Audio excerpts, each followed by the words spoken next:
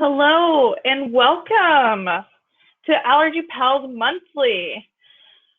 My name is Arianne and I am so excited to welcome you to this month's session. If you weren't here last time, here's how it works. We talk about a certain topic, have fun polls, interactive activities, and a question and answer time at the end. So today's theme is food allergies and cross-contamination. And today we're going to feature some stories, a bit of trivia, some games, some question and answers, some polls, and so much more. I'm super excited to get started, and I hope everybody is too. So there are a couple different ways you can participate in Allergy Pals Monthly. You can write in the question box, or you can raise your hand. So when you raise your hand, we'll then unmute you and you can speak with your microphone to us. All right, so let's get started. So my name is Arianne and my allergies are peanuts, tree nuts, fish, and it's actually sesame seeds, not shellfish.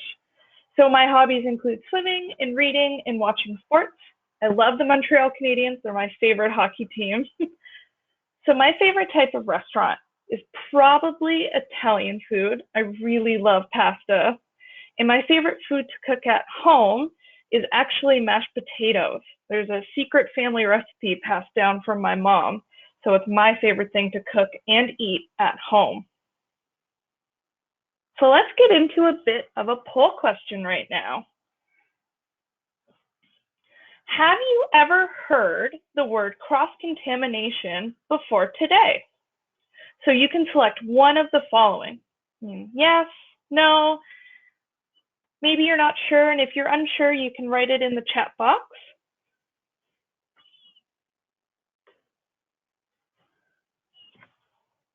So I see a lot of people say yes.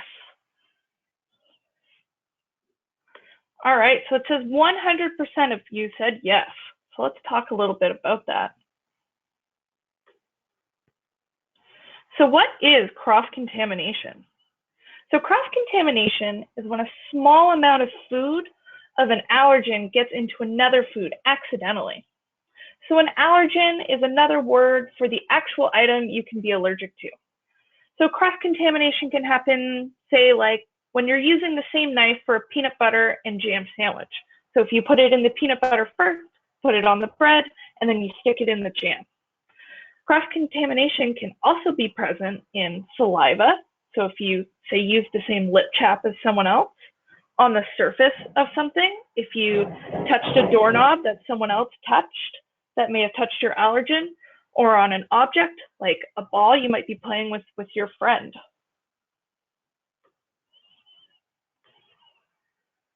All right, so let's get into another poll question. So cross-contamination can only happen at restaurants, buffets, or barbecues.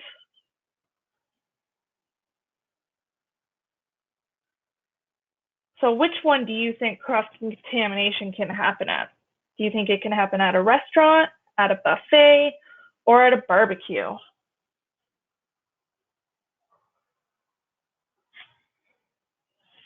I see a lot of you are saying buffets. All right.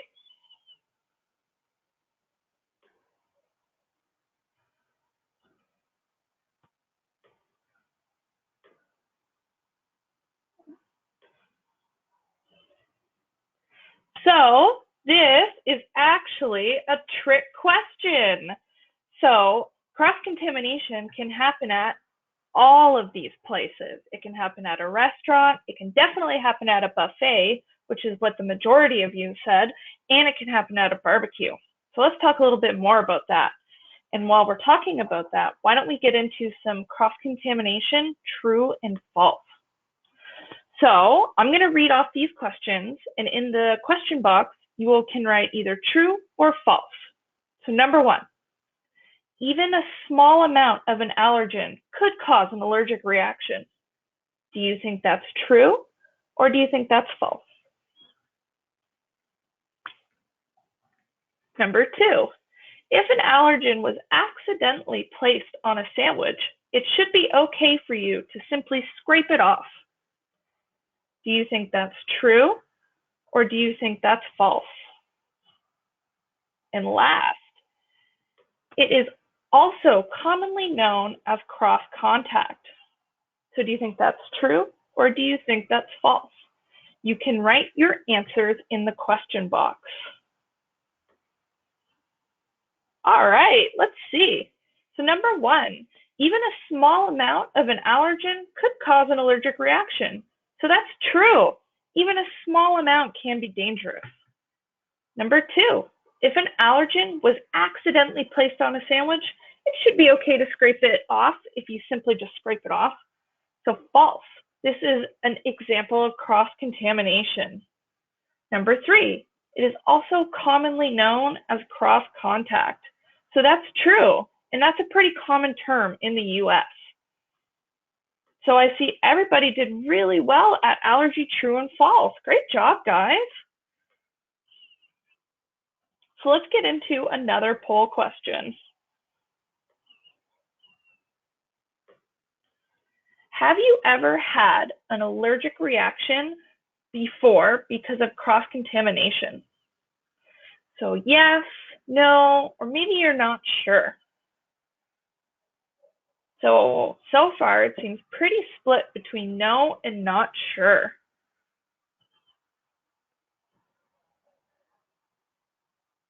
Oh, we've got a couple for yes, a few for not sure, and mostly no. Awesome, guys. All right. Thank you so much for sharing that. So we have a quick two little videos to show us an example of cross-contamination and cross-contact.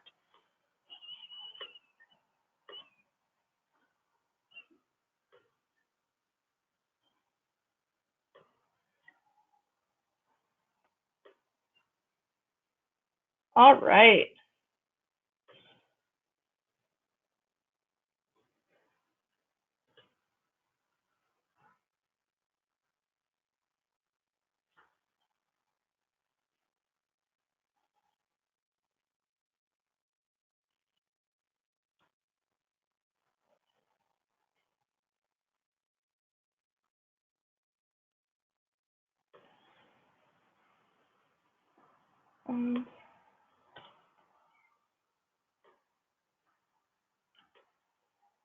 That was our first video. Here's our second video about do's and don'ts when it comes to cross-contamination.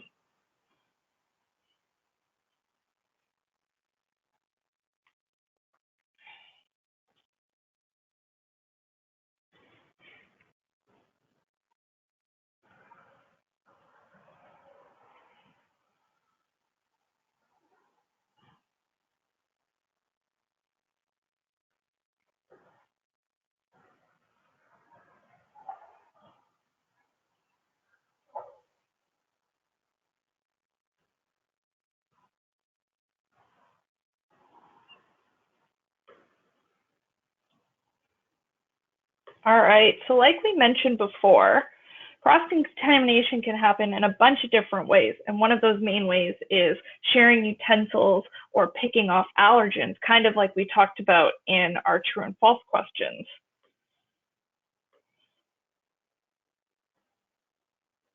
All right, so let's talk a little bit about buffets. So the majority of us said in our poll question that buffets are one of the top spots for cross-contamination. So either by raising your hand or writing in the question box, I would like you to answer the question, how could cross-contamination occur at a buffet? So where would you find it? How could it happen? Any of those. What do you think?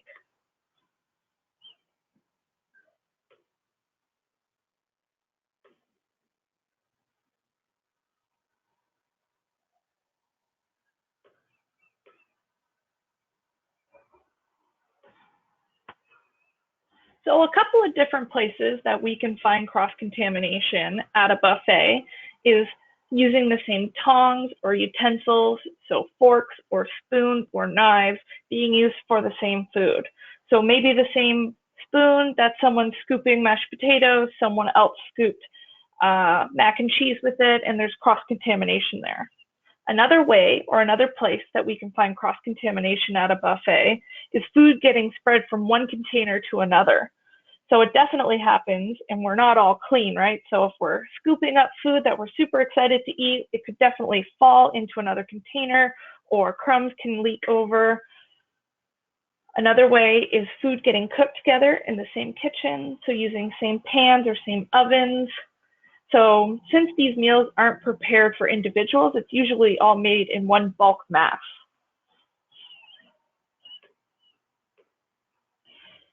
So we had a comment saying if something's hidden in the food, definitely. We can definitely don't know the ingredients maybe at a buffet because we haven't talked to, say, a server or a chef about what's safe and what's cooked in it. Someone said from someone putting the spoon of your allergen in the container you use, definitely that's a great example of cross-contamination. Someone could pick up peanut butter with a spoon and then put it back somewhere. Definitely. So I'm seeing a lot of the same ideas here, the same utensils, the same tongs, or something being used for more than one food. So the spoons and stuff that we use to scoop could be used for stuff for our allergen. So how can cross-contamination occur? So there are a bunch of different ways that cross-contamination can occur. So it could be food to food. So like in the video that we just watched, there could be nuts on top of a salad, and instead of making you a new salad, they would just pick the nuts off, and that's definitely an example of cross-contamination. It could be food to object. So like we mentioned in our questions that we just answered, it could be similar cookware or dishes or utensils that either aren't properly cleaned, maybe someone just wiped it off on a napkin, used it again, or maybe they weren't cleaned at all, they were scooped something, put it into a different bin and scooped another thing. There are a bunch of different ways that food to object can happen. And then there's food to saliva. So that could either be from people or from pets. So if we're out somewhere and we don't have our own lip chap and we use our friend's lip chap, or maybe our dog just ate a delicious treat for our dog and then gave us a puppy kiss, that's definitely an example of cross-contamination. Can you guys think of any other ways that there might be cross-contamination? It doesn't just have to be at a buffet, it could be anywhere, but can you give me any other examples of cross-contamination?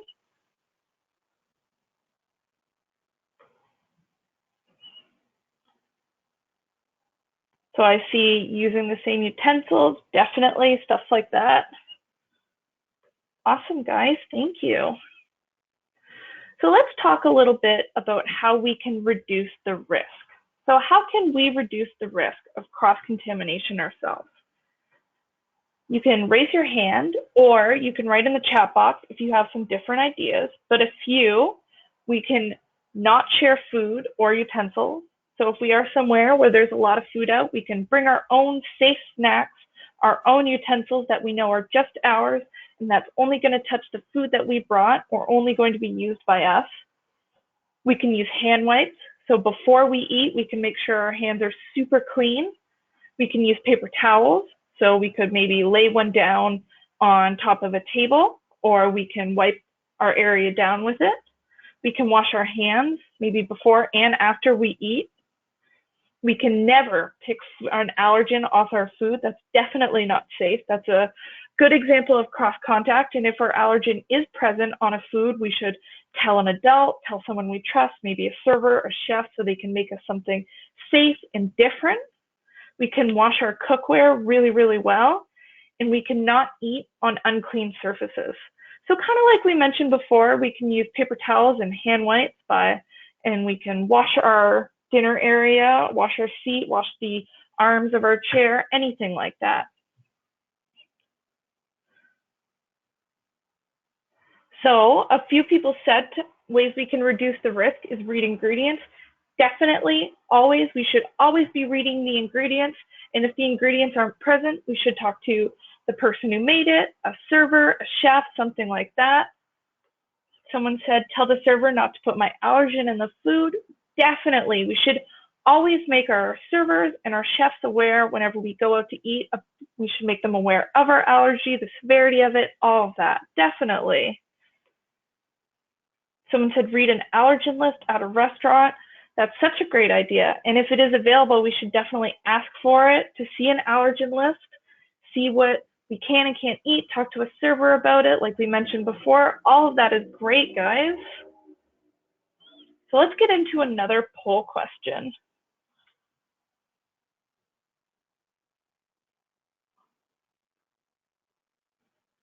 Out of the following, what would be the best option to eat off of? So an unwashed plate, a paper plate, or right off a classroom desk?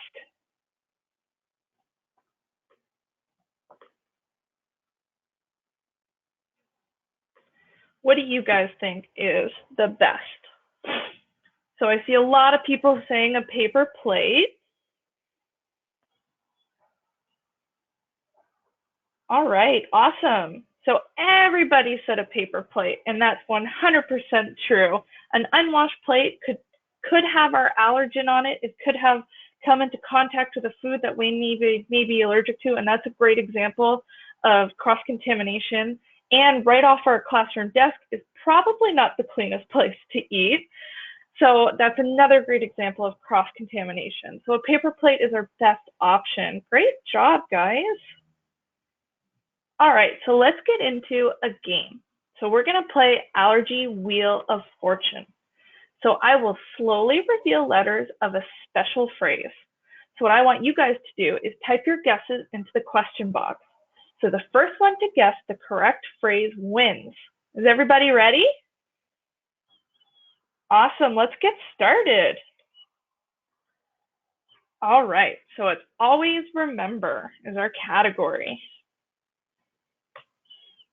We've got a couple of vowels.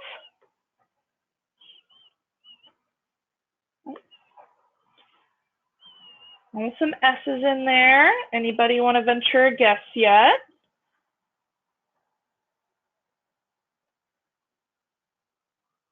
Ooh, some more vowels. Some words becoming a little bit more clear.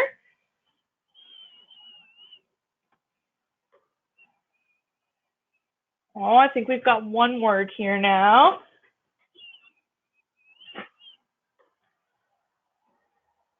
Some more.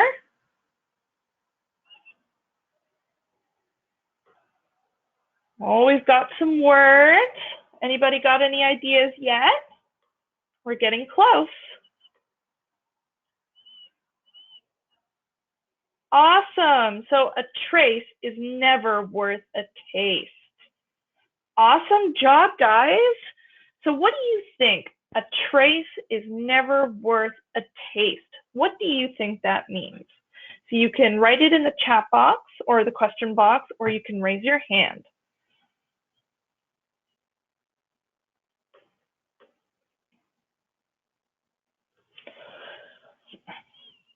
So what do you think it means? So even if a food looks or smells delicious, it is never worth the chance. So never take the chance. Someone said never not ask. That's a great thing. Definitely. We should always ask about the food, where it was made, how it was made, the ingredients. Definitely. Someone said don't eat random stuff. Definitely. Even though it may look or smell delicious, it's not worth it. We should always just keep in mind that we have awesome, delicious, safe treats at home, stuff that we know is safe for us, and that's definitely worth waiting for. Someone says don't take a chance, never eat something that is cross-contaminated. Definitely, we should it's never worth the risk, never take the chance. Don't risk eating something that might have your allergen, definitely. So it seems like we all kind of feel the same way about a trace is never worth the taste. Even though it might look good, if we don't know the allergy, if we don't know the ingredients, we don't know if our allergen is present, it's never worth the chance. So even a small amount can cause a reaction, and that's not worth it.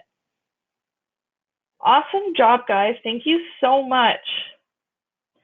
So let's practice a tough situation together. So what would you do in this at a new friend's house? So if your new friend said, I'll make you some toast with jam. We already have an open jar of jam in the fridge. So you can raise your hand or you can type in the question box, what would you do in this situation?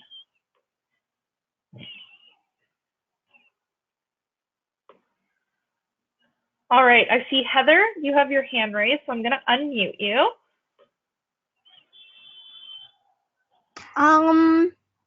I would say, sorry, you might have put a knife with peanut butter on some toast already, and then spread jam on and puts the spoon back in that you spread with, so no thanks.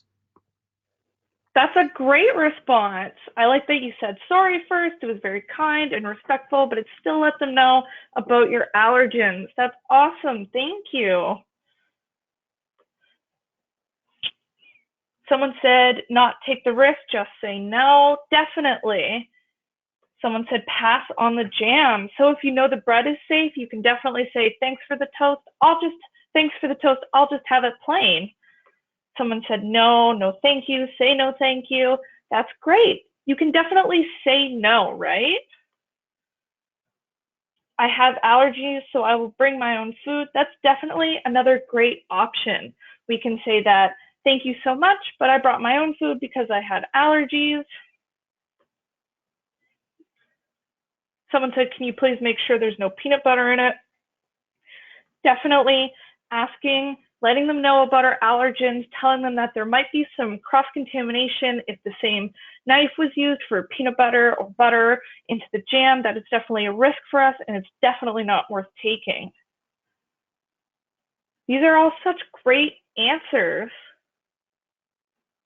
So like we mentioned in the slide before, it's never worth the risk, right? We shouldn't take the chance. So does anybody else have anything they want to say or anything they might do differently in this tough situation?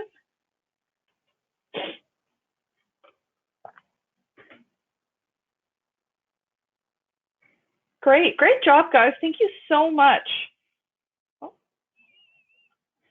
So let's get into another poll question. Cross-contamination can happen only with food, drinks, saliva, or all of the above. So what do you think cross-contamination can happen with? Do you think it's just food? Do you think it's drinks? Do you think it's saliva? Or do you think that it's all of the above?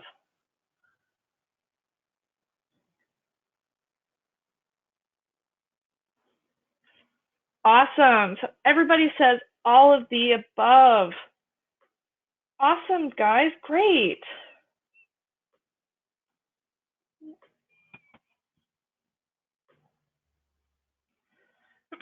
So cross-contamination can happen with food and drinks. So it's definitely important not to let our guard down with drinks either. So how do you think cross-contamination could occur with drinks?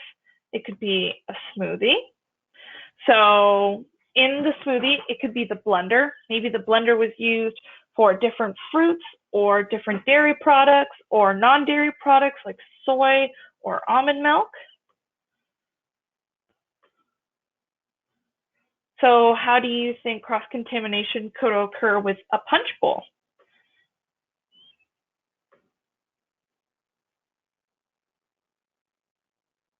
So it could have had our allergens in it previously. There could be other ingredients to put flavor in it, then taken out. There could be, oh, someone said the spoon. Definitely, if the spoon was used for different items, that's the same as using a spoon for food. The bowl, definitely, if the bowl had previous ingredients in it and wasn't cleaned properly. There are no labels present. That's great. There are no ingredients on a punch bowl, right? So we're not quite sure. So how do you think cross-contamination could occur with a milkshake? So someone said it could have peanut butter in it, definitely. There could be cross-contamination.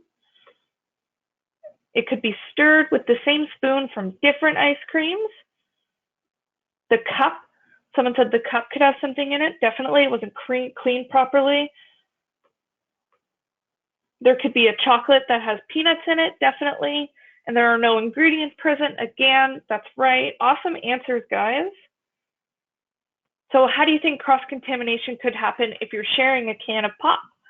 So if your friend sees that you're drinking a soda and asks for a sip, how do you think cross-contamination could happen there?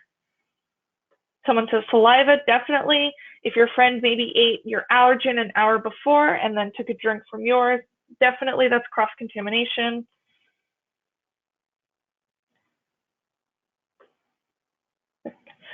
So definitely, you're right. It could be saliva from another person.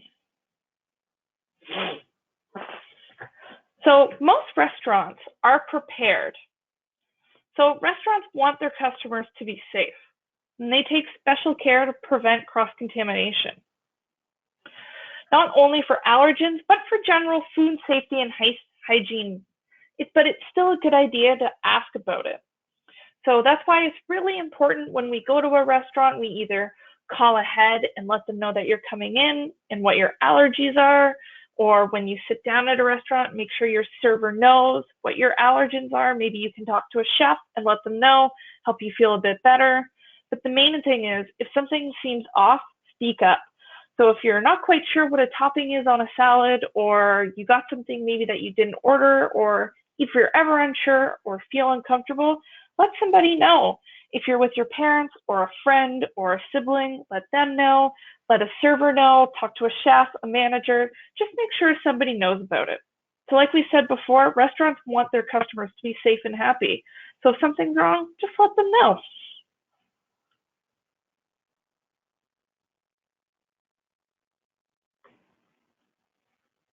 All right, so we're going to get into a bit of question time now.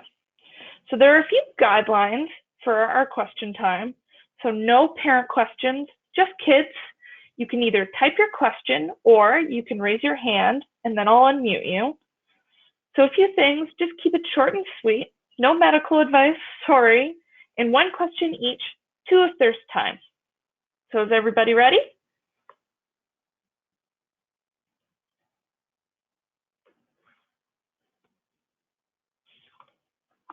All right, so I'll start with a question that I was sent earlier.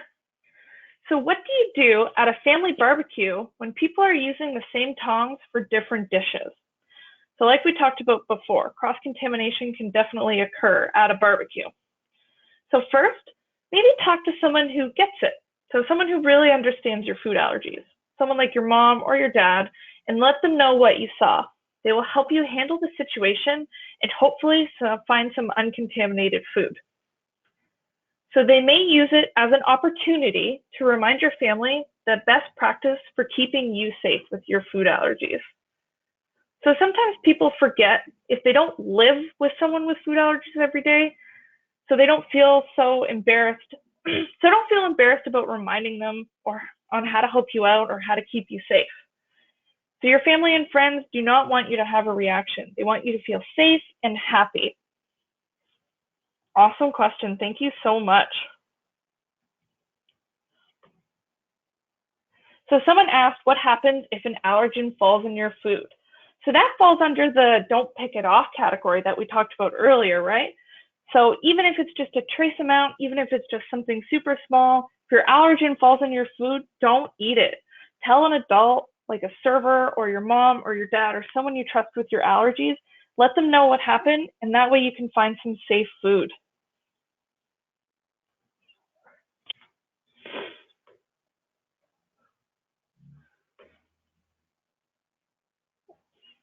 All right, so another question I got was, how can you prevent others from taking a sip of your drink? So you can bring your own cool water flask or thermos. Feel free to decorate it or put your name on it so there's no confusion. So everybody knows that it's your water bottle or it's your drink and not to touch it. And another great way is to remind your friends that you can't share food and you can't share drinks because of your food allergies.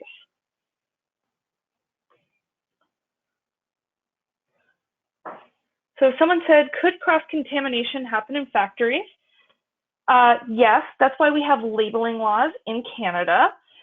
So if you look at a box of food that has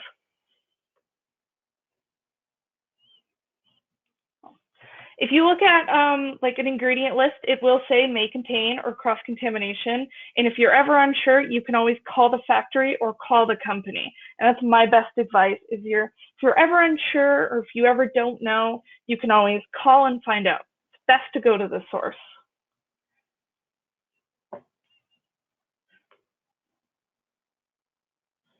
All right, another question is, when a product says may contain, does that mean it has been cross-contaminated?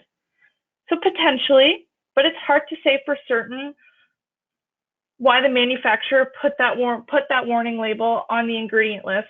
If you're ever unsure about any product, don't eat it. So if you ever aren't quite sure, don't understand the ingredients, things aren't clear, just don't eat it. So like we just mentioned, you can always contact the manufacturer to get more information. You could send them an email, call them directly, reach out to them on social media. But most of all, if you ever feel unsure or unsafe, it's best not to eat it until you find out.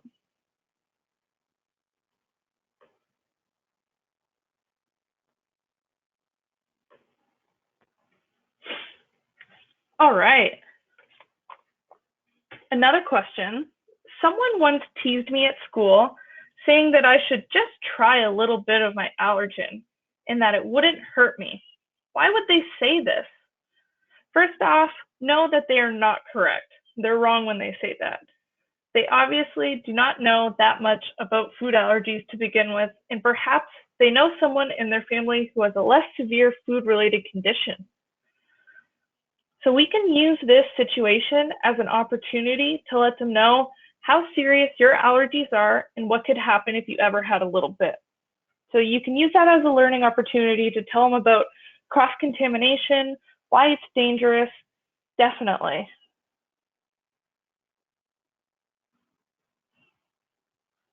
Awesome, guys. Thank you so much for these wonderful questions.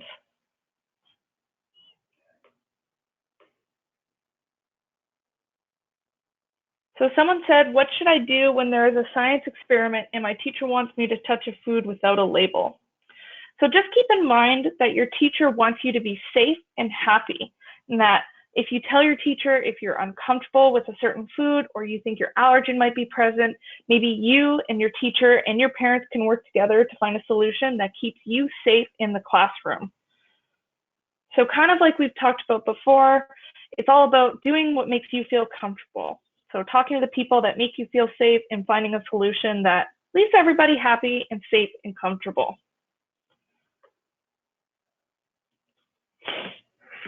Guys, thank you so much for these wonderful questions. So if you're ever looking for more information, you can visit foodallergycanada.ca for more tips on cross-contamination when dining out and at home. So next month's session will be December 16th, 2018. The time will be 7 to 8 p.m. and the topic is going to be holidays and allergies. So you can register at foodallergycanada.ca/events. If you want, you can watch past Allergy Pals monthly webinars at foodallergycanada.ca/webinars. I want to thank everyone for joining us today, and I really hope you can make it next time. I want to give a special thanks to the University of Alberta for the original online mentorship program and TD Securities for their financial support. Lastly, please take a second to fill in our survey afterwards. We appreciate your feedback. So until next time, thank you and be safe. Thank you everyone so much for attending, and I'll see you all next time. Thank you. Bye.